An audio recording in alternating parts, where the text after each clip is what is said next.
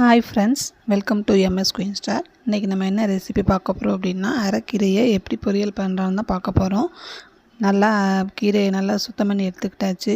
இப்போ நெக்ஸ்ட்டு இந்த மாதிரி குட்டி குட்டியாக கட் பண்ணி எடுத்துக்கலாம். பாருங்கள், நல்லா குட்டி குட்டியாக சூப்பராக கட் பண்ணியாச்சு. நெக்ஸ்ட்டு இதை வாஷ் பண்ணி எடுத்துக்கலாம். நல்லா தண்ணியில் நல்லா வாஷ் பண்ணி எடுத்துக்கிட்டாச்சு. இப்போ ஒரு பிளேட்டுக்கு மாற்றிக்கலாம். பிளேட்டுக்கு மாற்றினதுக்கப்புறம் நெக்ஸ்ட்டு ஸ்டவ் ஆன் பண்ணி கடாயில் ஒரு டேபிள் ஸ்பூன் எண்ணெய் ஆட் பண்ணிக்கலாம். எண்ணெய் ஆட் பண்ணியாச்சு.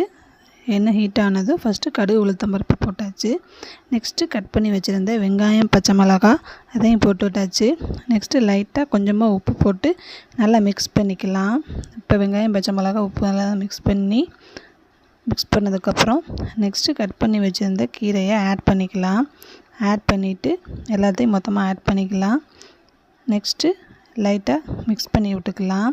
வெங்காயம் பச்சை மிளகாய் உப்பு இதை நல்லா கலந்து விட்டுக்கிட்டாச்சு. இப்போ நெக்ஸ்ட்டு மூடி போட்டு மூடி வச்சுக்கலாம். ஒரு 2 மினிட்ஸ் நல்லா சிம்லே இதாகட்டும். அப்பப்போ லைட்டாக எடுத்து மிக்ஸ் பண்ணிக்கலாம். நெக்ஸ்ட்டு நல்லா மிக்ஸ் பண்ணதுக்கப்புறம் இப்போ கொஞ்சம் வதங்கியிருக்கு கீரை.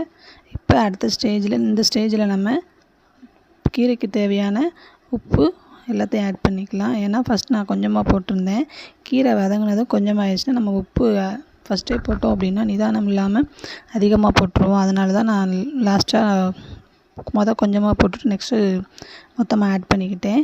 இப்போ கீரை நல்லா வதங்கி வந்துடுச்சு. இப்போது கொஞ்சோண்டு தேங்காய் சீரகம் வெள்ளைப்பூடி இதெல்லாம் ஆட் பண்ணி மிக்சியில் தேங்காய் துருவி எடுத்துக்கிட்டேன். லாஸ்ட்டாக துருவின தேங்காவை மிக்ஸ் பண்ணிக்கிட்டாச்சு. சூப்பரான கீரை பொரியல் ரெடி ஆயிடுச்சு. லைக் பண்ணுங்கள், ஷேர் பண்ணுங்கள், சப்ஸ்கிரைப் பண்ணுங்கள். பாய்.